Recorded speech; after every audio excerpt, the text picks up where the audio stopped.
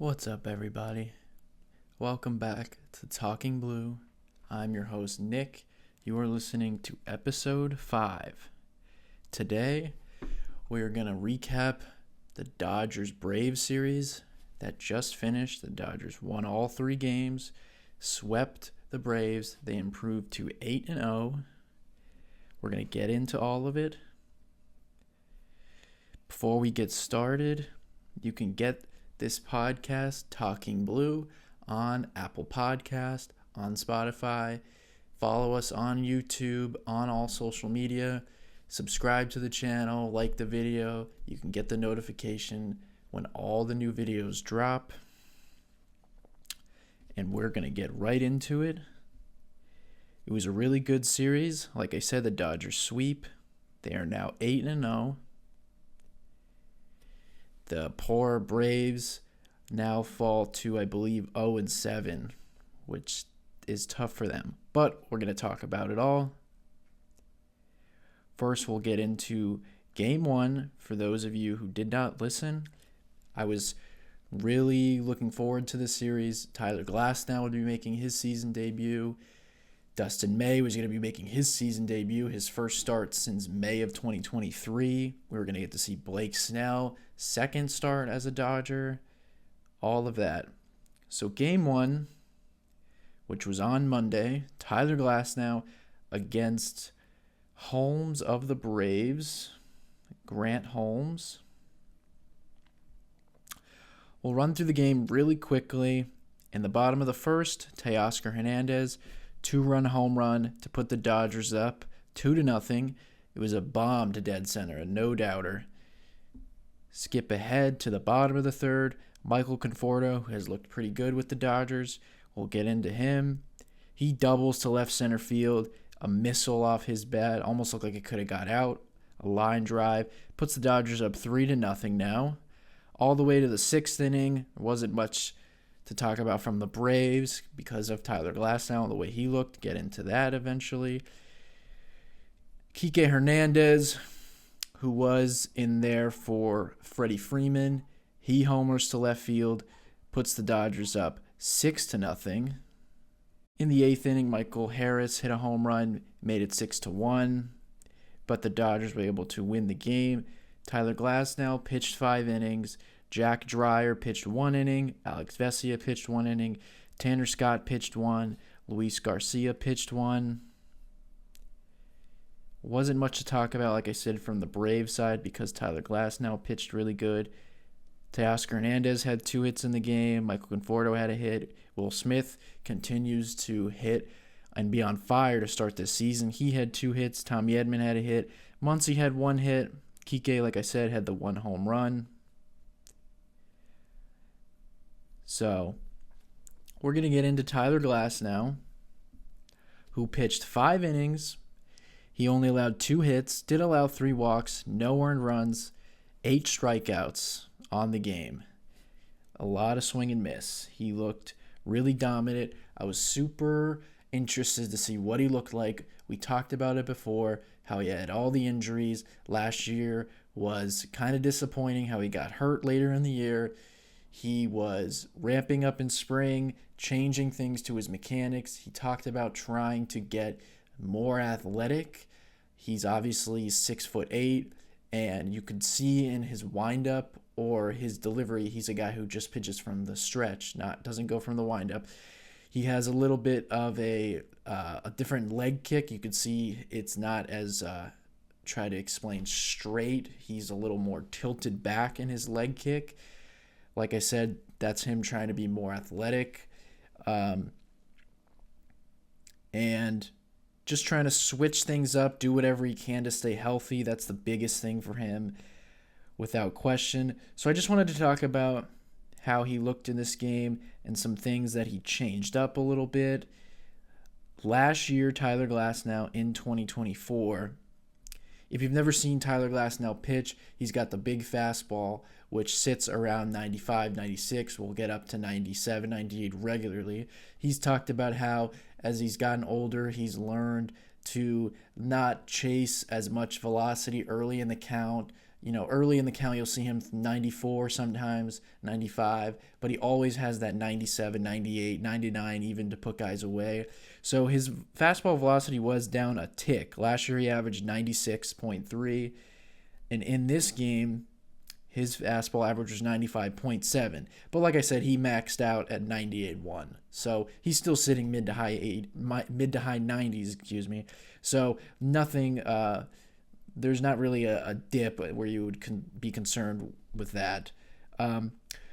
But Tyler Glasnow, everyone knows Tyler Glasnow as a pitcher who has one of the best, if not the best, curveball in baseball. It always has one of the lowest opponent batting averages against, opponent slug, and it seemed like last year, it was my first time seeing Tyler Glasnow pitch every start. Obviously, it was his first year with the Dodgers.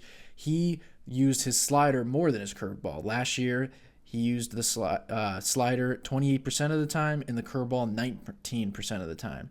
So he used the slider a lot more than the curveball. And watching him on TV, he uses the slider on the first pitch of the at-bat, obviously as a put-away pitch. He uses it to lefties, kind of as that back foot slider, put away righties. He there's times where he uses the slider a lot. And I'm wondering if they dug into maybe throwing the slider a little bit less to help his elbow and the strain on his elbow. Obviously, he's a big guy who throws hard, so spinning a slider, spinning a curveball, I don't know that there's much of a difference, that throwing the curveball a little bit more or just throwing the slider less would keep him more healthy, but maybe they're just trying something different. So he did not use the slider as much in this game as he did last year. Of course, it's one start, so we'll see how it progresses throughout the year.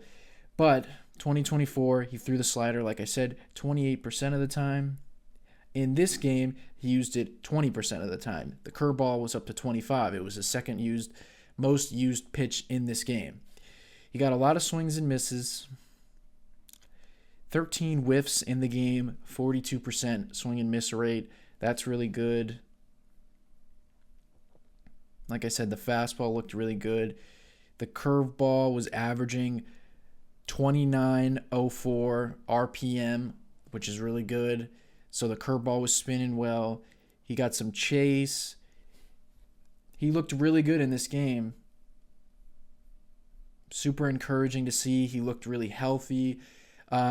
Did have 3 walks, like I said. There were times where he lost his command. Like I said, first start, that's going to happen. I noticed on the broadcast, I could be mistaken, I should have done my research. As a guy who pitches just out of the stretch, he normally has a big leg kick when he pitches. I was noticing him going to a slide step when runners were on base. I'm not sure if he did that last year. I feel like my natural instinct is that he did not do that, and he just had the same regular big leg kick. Maybe he implemented the slide step at times, but he was clearly using the slide step when any runner was on base, every pitch. And I wonder if that was messing up his timing when it came to throwing strikes. There were some times where fastballs would just get away from him, and it seemed like he was out of sorts. It seemed like his mechanics were a little bit off. He's probably landing before his arm is ready to go. Sometimes that will happen. He's obviously a big guy, so it's really hard. It can be hard, I imagine, to hone in on those mechanics. Like I said, he's also trying to switch things up, trying to be more athletic. So that was something I noticed. But the fastball was just explosive. It looked really good, even though I said it was technically a tick down. But there were still 97s, 98s, looking really strong. A lot of guys were late on the fastball. And like I said, he ticked up with the curveball usage. And obviously his curveball has been really nasty. I just think that it's interesting because he's always been known as having that crazy, nasty curveball, which just has so much break. I believe the first batter of the game that he struck out, Michael Harris, was on a curveball, which you'll see in the video. But I wonder if over the last couple of years he's fallen more in love with the slider. It's not a big slider, not a sweeper. Sometimes it's in the low to mid 90s. It's I wouldn't call it a cutter because of the sharp break it does have, but it is a hard slider for sure. And I just wonder if he's trying to take that usage down a little bit on the slider to maybe keep him healthy. Also, he did implement a sinker last year, and he did throw that in this start. He threw the sinker only 5% of the time, which isn't a lot, only threw 4 sinkers, but he only did throw 79 pitches, so he didn't go super deep into the game. But he did implement that last year, which I don't believe he had thrown a sinker before. A lot of times he throws like some front hip sinkers to lefties, and it has a lot of movement on it, which is really interesting because he's always been a guy who throws so over the top. He gets in crazy extension on Baseball Savant. He's 99th percentile in extension, which makes sense considering that he's 6'8". 6'8". It's like he's just handing the ball to the catcher. So I've talked about before, he's the biggest wild card for the Dodgers this year. He's one of the more important Dodgers to take him to another level, I think, or to have, we've talked about before where the Dodgers have always had really good seasons, and they'll have those seasons like in 2022 where they'll tick up a little bit. And I think he is someone that could take the Dodgers to the next level where they could have one of the best records of all time. They're obviously off to an 8-0 start, so everything looks really good there. So he looked great in the start. It was a really good first start for sure. A lot of swings and misses. So, like I said, his final line, 5 innings, he had 8 strikeouts, and really positive start from Tyler Glasnow. I hope he's healthy this year. He's one of my favorite pitchers to watch in baseball. And Teoscar Hernandez, talk about him for a little bit. He hit the home run in the first inning. The ball was launched. Good to see him hit a home run off a right-hander. He doesn't necessarily struggle against righties, but crushes left-handed pitching. And in this series, I didn't get into how Freddie Freeman did not start in the game 1 and didn't start any of the 3 games. So Teoscar gets moved up to the 3 spots, which is normally Freddie's spot. So he homered in the first inning. He's looked pretty good in the first part of the series. He has been a little bit inconsistent. Again, I don't want to get too much into like reliever numbers or guys' offensive numbers because it's just not a big sample size. But he does have 3 homers on the year. He's been hitting the ball hard. He's looked really good in right field. Made a really nice play, reaching over the wall, and he's looked really good so far, moving to right field where he played left field last year. So that's really it for game 1. Like I said, the Dodgers win 6-1. Teoscar with the home run. Kike hit a home run. We'll get into Will Smith and Tommy Edman a little bit later. Kike Hernandez, it's good to see him. He's got 2 homers this year. He's been hitting the ball really hard. And like I said, filling in for Freddie Freeman. I just wanted to talk about Freddie Freeman really quickly because I didn't in the beginning of the video. It came out that Freddie Freeman slipped in the shower. Poor Freddie can't catch a break. He slipped in the shower and kind of, I don't want to say injured, but tweaked the exact ankle that he had surgery on. They said that it swelled up a little bit. He didn't play in any of the 3 games. There's no reason to push Freddie, of course. They said that he wanted to play, so I saw a video of him before Game 3 running on the sideline, so I'd imagine he'll be in there against the Phillies this weekend.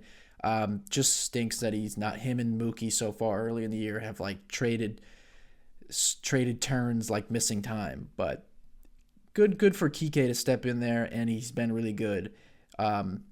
Obviously, first base is the position he's played the least in his career. He's mostly been an outfielder, second base, third base, shortstop, and he does the best he can over there. So that's pretty much it. Game 1, Tyler Glasnow looked great. We will now go to Game 2, where another right-hander made his return, and this was a long-awaited return for Dustin May. Former top prospect of the Dodgers. He's been with the Dodgers for a while now. And he was slated to start Game 2, made the start.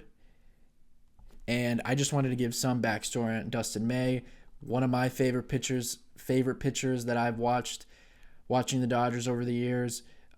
He's still super young, of course, has had so many injuries. He's basically had 2 Tommy Johns, 2 major elbow surgeries.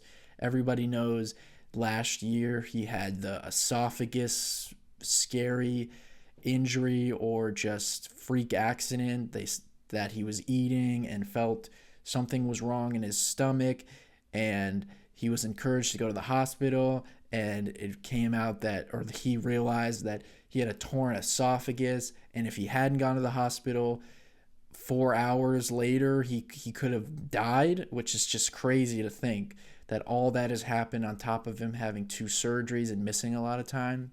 And I'm sure, I can't even imagine what he was going through to finally make this start. They kept showing his wife a lot throughout the start. All the emotion, he let all the emotions out, which is cool to see. He's always been a guy who is not afraid to show emotion on the mound, but if you watch a lot of his interviews, he is a pretty quiet guy. So it was just a whole great experience. I was excited to see what he looked like.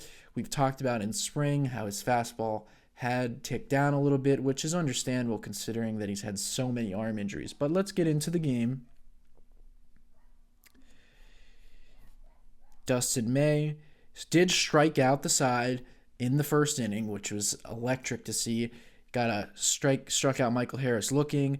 Austin Riley and Matt Olson struck out on his breaking ball, which they're now calling a sweeper. He's called it a curveball. I've thought of it as a slider. They're calling it a sweeper now. So, yeah. Dustin May looked really good in this game. We will go ahead and move to the second inning, where the Braves got on the board. Throwing error by Mookie Betts. This was the first error of the season for the Dodgers, and we'll get into some of their errors later on. But the Dodgers were trying to turn 2. Tommy Edman flipped the ball to second. Mookie was going to make the turn and throw to first. Ball slipped out of his hand. He literally threw the ball into shallow right field. Just a weird-looking play. Unearned run for Dustin May. Braves get on the board. So the Dodgers are now down 1-0. Chris Sale started in this game, the reigning Cy Young Award winner. So the Dodgers have now faced the 2 Cy Young Award winners from last year. We'll skip ahead all the way to the 6th inning in this game. Dustin May is through 5 innings, no earned runs. Like I said, 6th inning, bottom of the 6th, Shohei started the inning off with a single. The Dodgers have not tallied much against Chris Sale. Mookie Betts with another clutch home run, homers to left field to put the Dodgers up 2-1. Got a slider right down the middle and hooked it down into right over the left field fence. He's looked great. So the Dodgers go up 2-1. Tommy Edman also singled in this inning, but Tommy Edman singled later in the inning. So him facing a lefty, he just continues to crush lefties. Pitching change, Pierce Johnson comes in. Will Smith later comes up with Tommy Edman on base, single to right field to put the Dodgers up now 3-1. Will Smith has been great this year. We'll get into him a little bit later. So now the Dodgers, like I said, are up 3-1. Alex Vesia came in the 7th inning. Clean 7th inning. In the 8th inning, Blake Treinen comes in. We talked about him and Tanner Scott both getting the 9th or the 8th, them both switching. Blake Treinen gets the 8th. Clean 8th inning. Dodgers still up 3-1. Tanner Scott, who has struggled to start this season, like I said, gave up the home run in Game 1, comes into the 9th inning to get the save and does do so. He gets the save. The Dodgers get the win. They win 3-1. Just really quick, Dustin May for 5 innings. Anthony Bonda pitched 1. He's looked really good. Alex Vesia, he pitches 1. He has also looked great. Blake Treinen for 1. Tanner Scott for 1. And the save. So Dustin May's final line, 5 innings pitched, 1 hit, 1 run. Like I said, it was unearned, so 0 earned runs. 3 walks, just like Tyler Glasnow. 6 strikeouts, which is interesting. We will get into that. Some of Dustin May's swing and miss numbers. So like Game 1, we talked a lot about Glasnow. It's going to be the same with Game 2, where we're going to talk a lot about Dustin May. And there is a lot to get into. Like I said, one of my favorite pitchers. So Dustin May in this game threw 81 pitches. He used the sweeper, his breaking ball, more than he did his fastball, the highest used pitch in the game. 36% of the time, sweeper.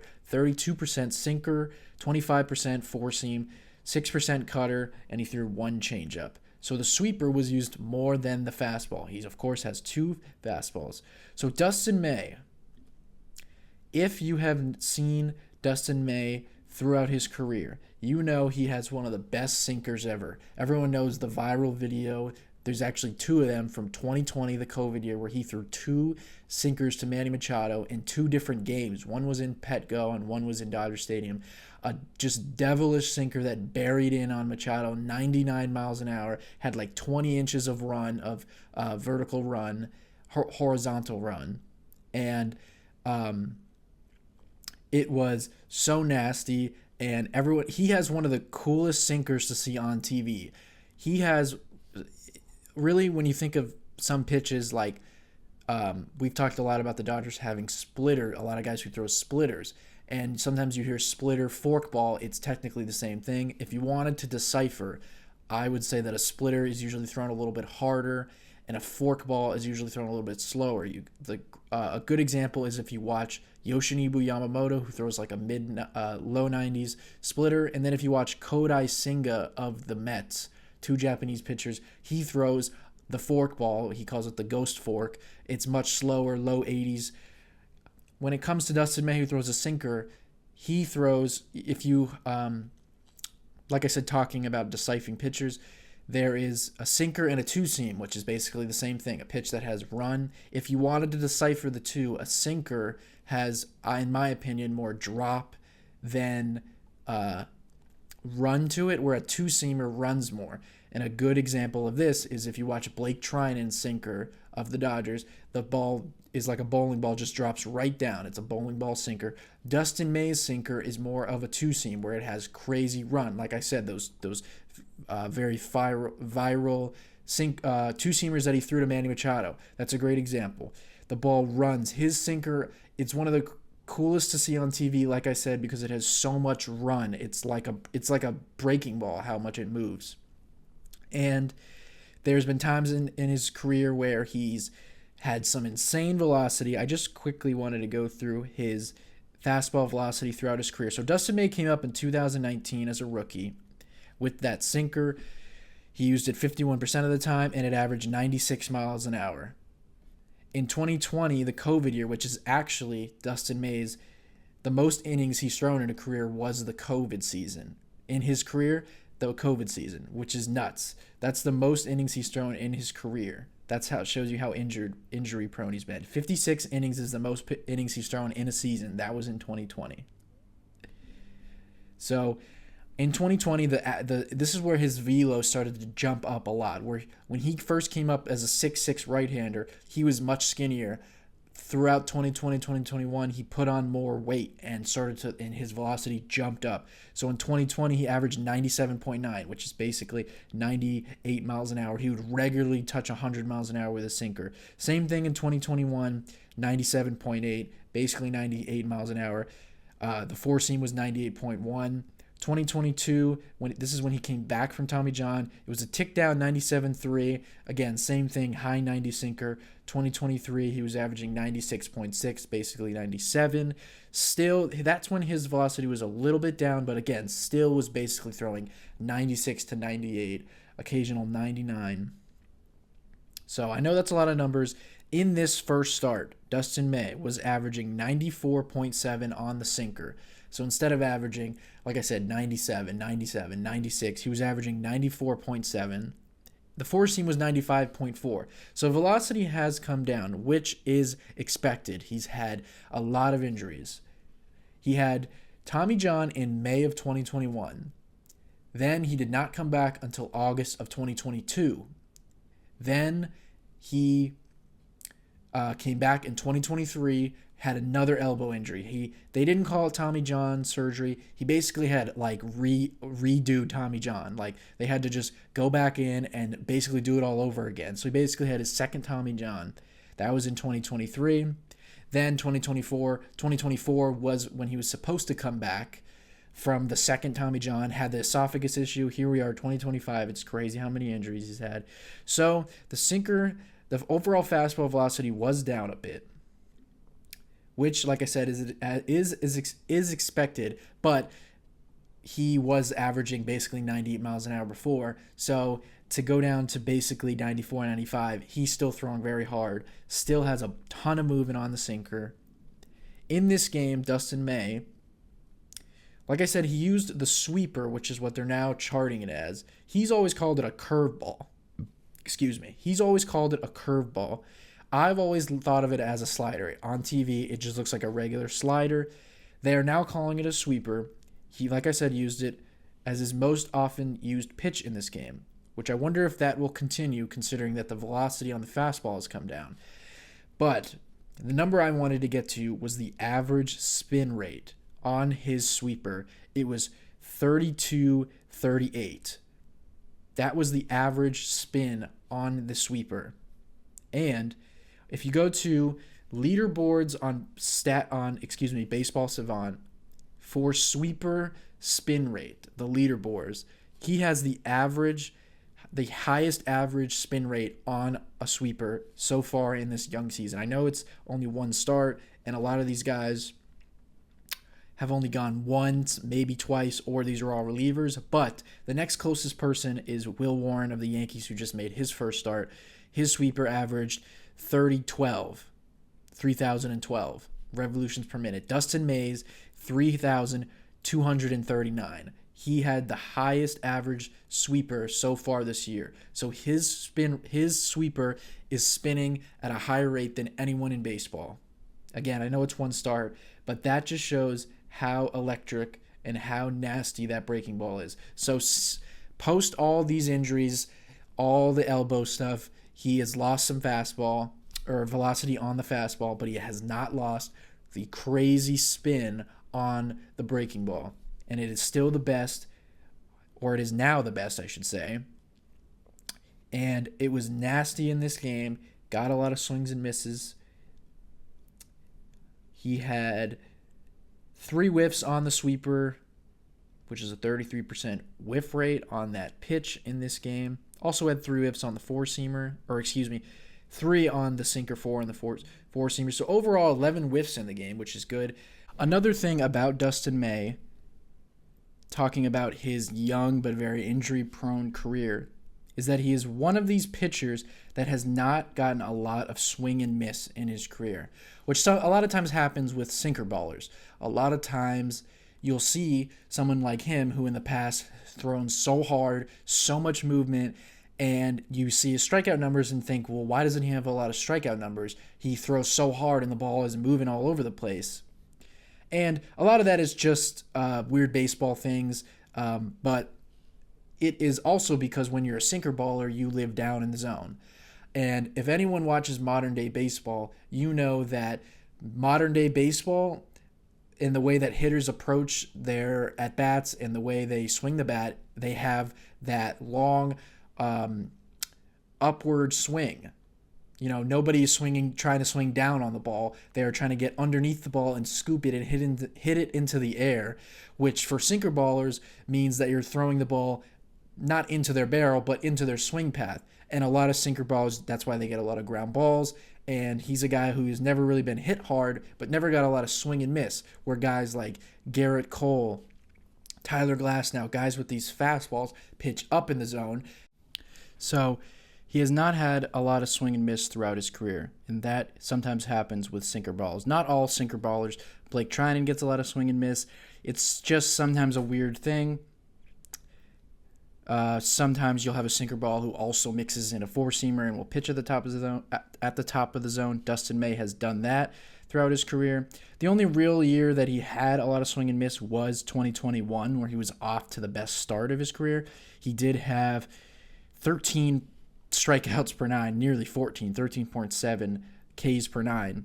In the rest of his career, 2019, 8.3, 2020, 7.1, 2022, 8.7, 2023, he had 6.4.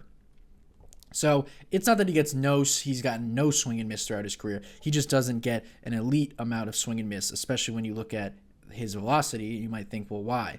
But he's been a guy who in his career, You could basically put his entire career together as a full year, 196 career innings, 196.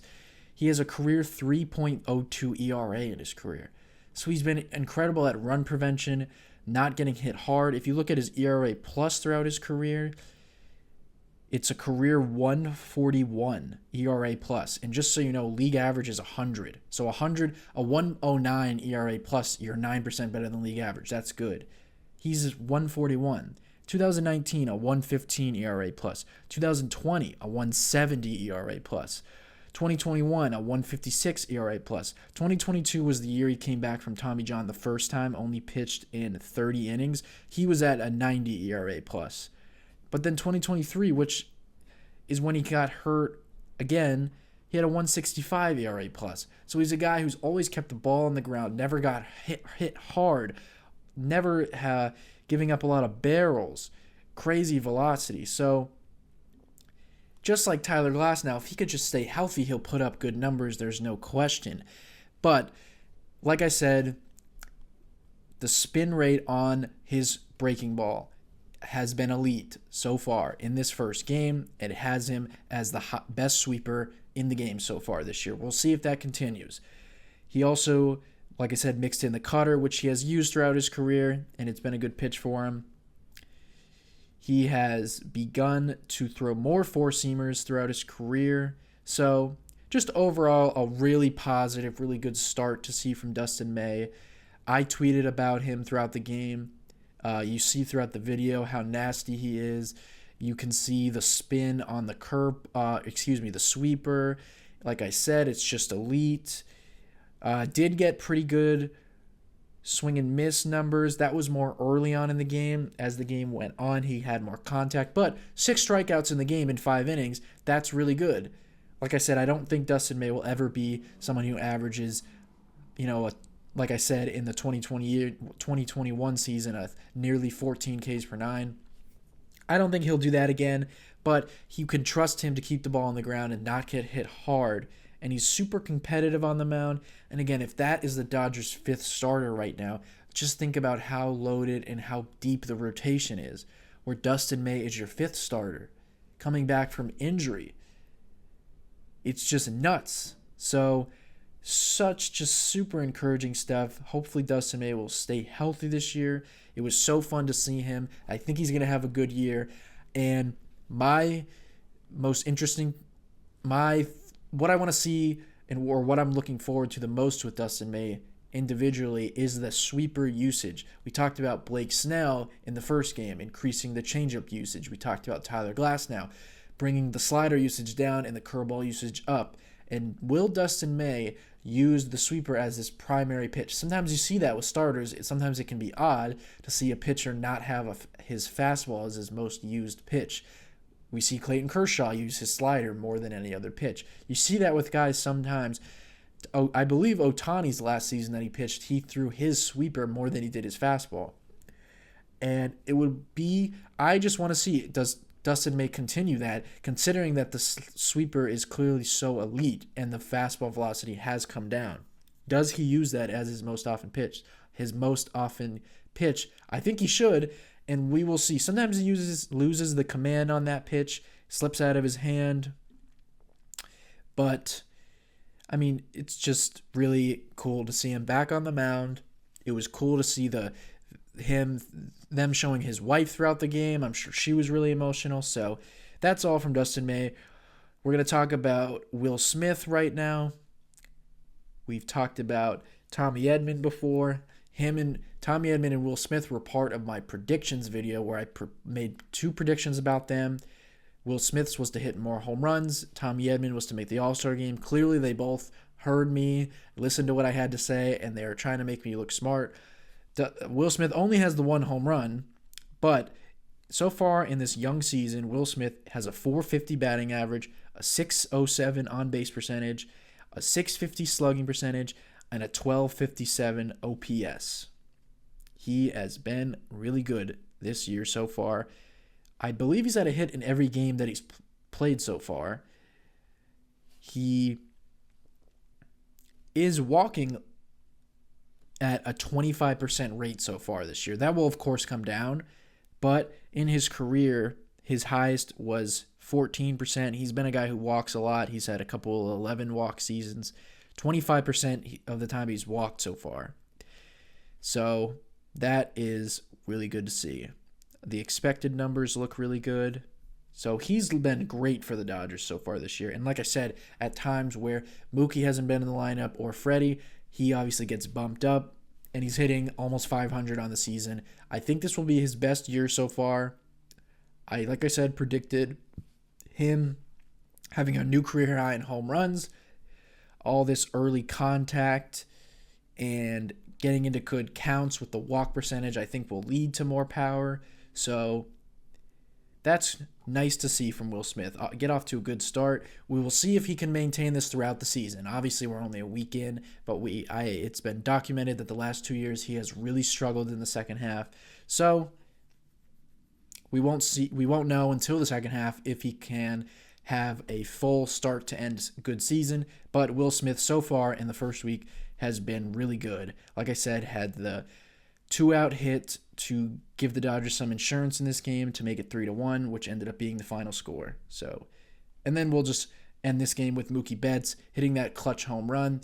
All 3 of his home runs so far this year, obviously one of them was a walk-off, have been huge. The first one put the Dodgers ahead in the 8th inning. Then he hit the walk-off, of course. And then this one put the Dodgers ahead in the 6th inning. They were down 1 run, hit the 2-run homer to put them ahead 2-1 off of Chris Sale. So he has 3 home runs this year so far. He doesn't have a lot of plate appearances, but hitting 300 with 364 on base, 750 slug, and a 1.114 OPS. So his OPS is well over 1,100. He's been really good playing shortstop. He obviously made that funky error in the second game where the ball slipped out of his hand, looked really weird, but hasn't had too many opportunities at short, but he later on in the year will get more numbers on his defense. Defensive metrics don't really work for small sample size, but Mookie's been great, and it's crazy that he's missed some times already in this year, and he's still putting up numbers. So Mookie's going to have a good year like he always does. So that's it with Game 2. First 2 games were so exciting to see Tyler Glasnow and Dustin May. I was so excited to see them and then to talk about them. So we'll move on to Game 3, which was on Wednesday night. Blake Snell making his second start as a Dodger against Bryce Elder of the Braves. We will get into that game right now.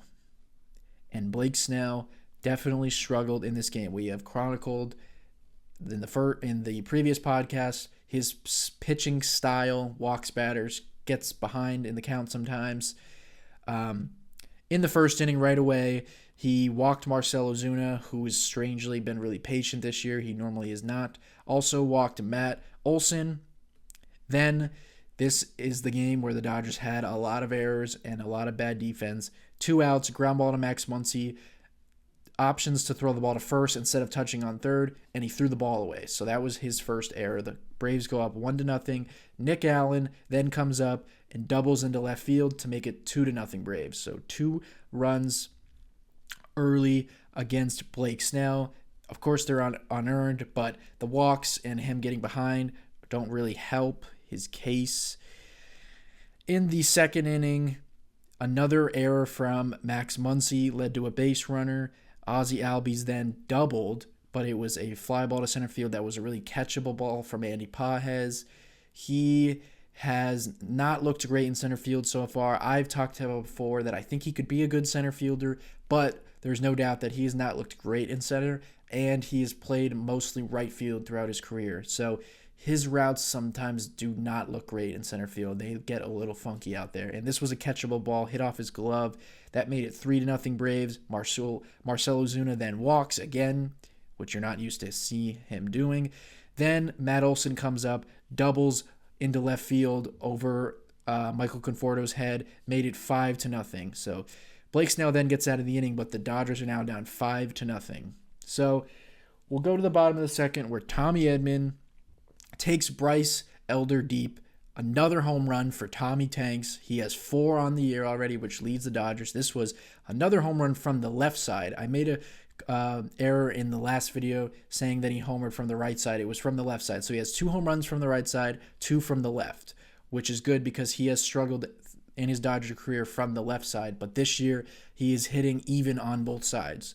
So he hits a home run to now make it 5-2. It was a 2-run homer because Michael Conforto walked before him. So now the Dodgers are down 5-2. We will skip ahead all the way to the bottom of the 4th. Well, Michael Conforto homers to dead center. It was a missile. His swing has looked good. His first home run as a Dodger makes it 5-3. Braves still on top.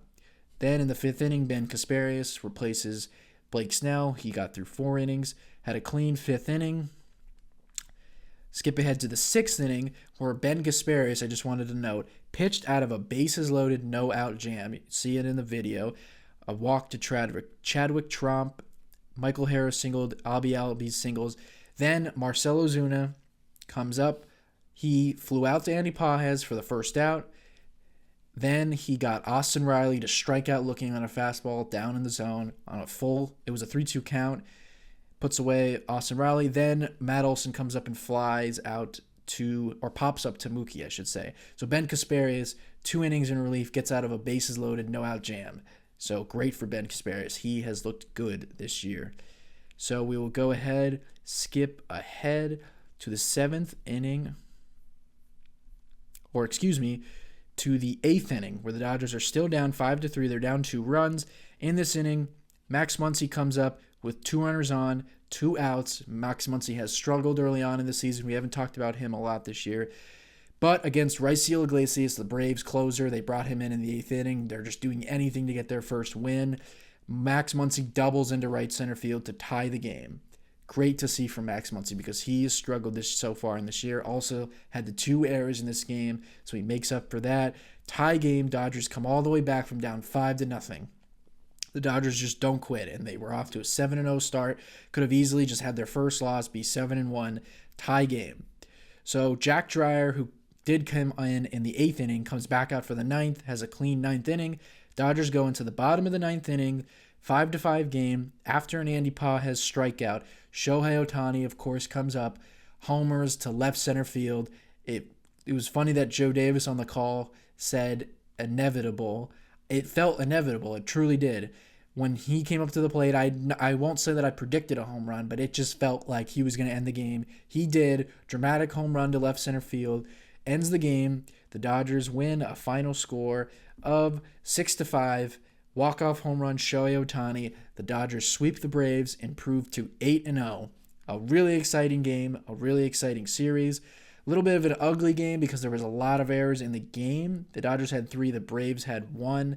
And like I said, the play Andy Pages made doesn't get it credited for an error there, but it was a really catchable ball. Also some bad base running. Andy Pages was on third base. There was a line drive hit back to the pitcher. He, instead of freezing, he breaks, gets doubled up. That ended a rally earlier in the game. Michael Conforto also got thrown out at third base, trying to go from first to third on a single. Also, strangely, looked like he wasn't running all the way, so I don't know if he just thought that he was going to get into third easily. He got thrown out by like 5 feet.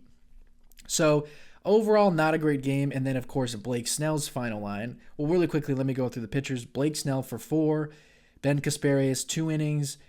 Kirby Yates for 1. He has looked really dominant, as you saw in the video or as you will see now. He has thrown some crazy splitters, and in this game he was just throwing wicked splitters, and I wanted to show that. Getting a ton of swing and misses. He's looked great early on in his Dodger tenure. Jack Dreyer, like I said, for 2 innings. He's also looked good. We've talked about him before. So Blake Snell's final line, 4 innings, 5 hits, 5 runs, all of them unearned. 4 walks, so a lot of walks from starting Dodger starters in this series, and only had 2 strikeouts. So we won't talk too much about Blake Snell, but so far Blake Snell in his young Dodger career, in his Dodger tenure, has not had too many strikeouts. So he only had in this game, where I said he went 4 innings, he only had 4 whiffs. And like I've talked about before, Blake Snell, who walks a lot of batters, and has a lot of base runners throughout the game, needs to get strikeouts to pitch out of those jams. And when he's not getting swings and misses, you'll have a start like this. Like I said, he did not have help behind him with the defense. That did not help his case, obviously leading to 5 unearned runs. But he also did not really help his case out, not throwing many strikes, not really attacking hitters. Like I said, it's not really his way of pitching. But when you don't have the strikeouts to back up those walks, you could have an ugly outing like this. And he did not look great. It should be noted that Blake Snell throughout his career has always been a second half pitcher. So sometimes in the first half, you'll see Blake Snell struggle. Last year in 2024, he signed late with the Giants, was a little dinged up, struggled in the first half, and then was the best pitcher in baseball in the second half. So I don't think that Snell is going to struggle in the first half necessarily, but we have seen that he does tend to struggle in the first half sometimes. And he's had a slow start throughout his 2 starts. It's funny, he has an ERA of 2.00, but in my opinion, he hasn't looked great so far. Has had a lot of walks. I did talk about how the changeup increased in the first start. He used it 14% in this game, so continued to use it. But it did come down a little bit. He threw a lot of fastballs. He was behind in the count a lot. So that's going to lead to you throwing more fastballs. And so far, Blake Snell has thrown 9 innings in a Dodger uniform, only 4 strikeouts. And this is a guy who has the highest strikeout per 9 in baseball history. That is not a made-up number. That is a fact. He has the highest K per 9 in baseball history. Hasn't had a lot of swings and misses so far. He's going to have swings and misses. There's no doubt in my mind. All the numbers are basically the same. The fastball's been a tick down, but again, nothing noticeably large. He's still throwing 95 miles an hour. He maxed out in this game. He maxed out at 96.3, which is what he'll normally be at, maybe a tick higher. Still getting a lot of good spin on the curveball, which is his best pitch. So definitely disappointing so far. I wouldn't say disappointing because he does have the 2 ERA, so I can't say disappointing, but he has a lot of room to improve. And like I said, if Blake Snell has a 2 ERA and has not left a good taste in your mouth, that's a really good thing because he's going to get better. He's always gotten better as the season goes on. He will hone in on his command a little bit better, but didn't look great in this game without question. But the Dodgers, of course, were able to prevail. Then I just wanted to quickly note Ben Kasparius, who has continued to look really good. He has 5 innings so far this year, thrown 5 innings, not allowed an earned run. He's got 6 strikeouts. The stuff has been, like I said, in spring, he increased the fastball velocity. It has been around the same so far, about 96 miles an hour. So that's good to see from Ben Kasparius. He's getting swings and misses. Like I said, pitched out of the bases loaded, no out jam. They're using him more in a 1-inning role. Did pitch 2 innings in this game. Like I said, he is built up to go more than 1 inning. In this game, he also averaged, by the way, 3,099 spin on his slider, which is pretty nasty. So he's got a nasty slider, continues to get swings and misses. And where the Dodgers right now are missing Evan Phillips and Michael Kopech, he's been a guy that they can trust. I think that will continue, and I think he's going to be a really good reliever. We will see if he continues to get more than 1 inning or just 1 inning. They seem to love him, and I really like him so far. That's why I brought him up multiple times on the pod. So good to see from Ben Kasparius. Keep it up, Ben. And then, of course, we'll just close it out with Ohtani and the walk-off home run. On his bobblehead day, I should note, of course he was going to hit a walk-off home run because Ohtani always meets the moment, like Joe Davis says. He always comes up big. Walk-off home run on his bobblehead day. He came up and swung at the first pitch. So, homer to dead center. Super cool to see. It was super exciting. He's got 3 home runs on the year, which is not as much as Tommy Edman, who, like I said, with Will Smith, he's clearly listened to me that I think he will make the All-Star game this year, have the best offensive season of his career. He listened to me and is trying to make me look smart. so far, obviously it's a small sample size, but Tommy Edman so far has a 53% hard hit rate in this season. That is the highest of his career by far. The highest he's had in his career was 2023. He had a 38% hard hit rate. Like I said, it's 53% right now. That will obviously come down as the season goes on, but his hard hit rate is way up. His barrel rate, 14.3% barrel rate. The highest he's had in his career before this year, 6.2. So he's more than doubled his barrel rate in this season early on. Again, that will come down as the season goes on. But again, he's hitting the ball harder, hitting the ball hard more consistently. He's doing it from both sides of the plate so far in this season, especially lately, where he has 2 home runs from the left side in the last few games. He is hitting .301 with a 677 slug, he is hitting .290 with a .303 on base, a 677 slug, and a .980 OPS. That is nasty. And he's been playing second base.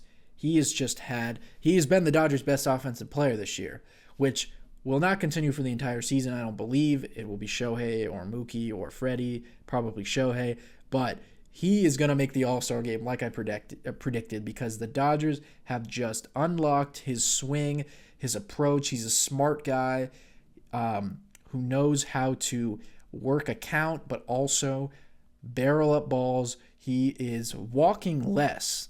So in his career, his career walk percentage is 6.2. He's only walking 3% of the time this year. He's had a couple years where he's walked 7% of the time, 7.2, 7.3, 7 flat.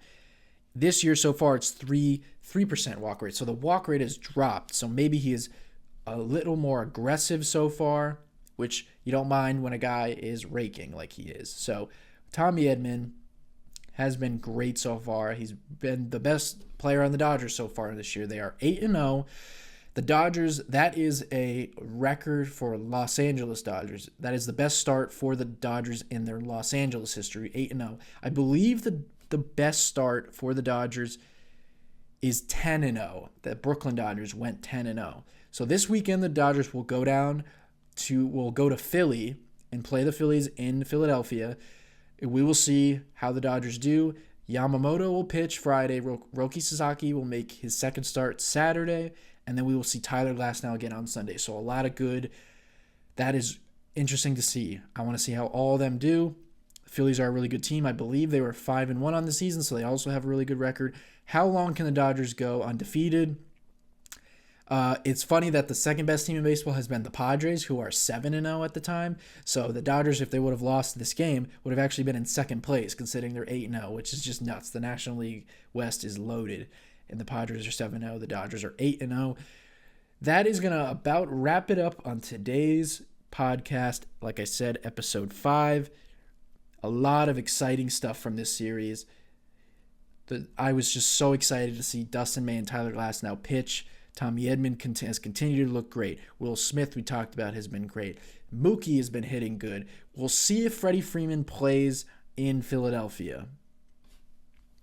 Hopefully he does. I would imagine that he does, considering that he's been off for a little bit of time now. And I just wanted to note really quickly, the last thing, the Dodgers traded for Esteury Ruiz from Oakland, who you might remember as an outfielder who stole 67? He stole 67 bases in 2023. Has never been a good hitter. The best OPS plus he's had in his career is 85, which is well below league average. I wonder what the Dodgers think about him. Can they tap into something? He's also strangely, although he's really fast, has never been a great defender in center field. Wonder if they think they could tap into something with his bat. Does he just stay in the minor leagues? Is he used as a pinch runner? That's really interesting, but he has a lot of speed. So we'll see what the Dodgers do with him. Just wanted to note one of those roster moves that they traded for him from Oakland. So the Dodgers will head to Philadelphia for 3 games. The Dodgers are red hot right now. We'll see how long, if at all, they stay undefeated. We'll see how they do in Philadelphia. That's going to wrap it up for episode 5 on Talking Blue. Thank you for listening. Like I said, you can get this podcast on Apple Podcasts, on Spotify. Subscribe to the YouTube channel so you can get the notification when the new videos drop. Follow us at Talking Blue Pod on all social media, TikTok. You can follow my personal Twitter at talkingbluenick, on X, which it's now called. You can follow me there. I tweet throughout the games. I was tweeting stuff about Tyler Glasnow, about Dustin May, about his breaking ball, some numbers that I mentioned. I was tweeting about that. Follow us on social media. That is it today. We will see you at the conclusion of the series this weekend, Dodgers-Phillies. Thank you for listening.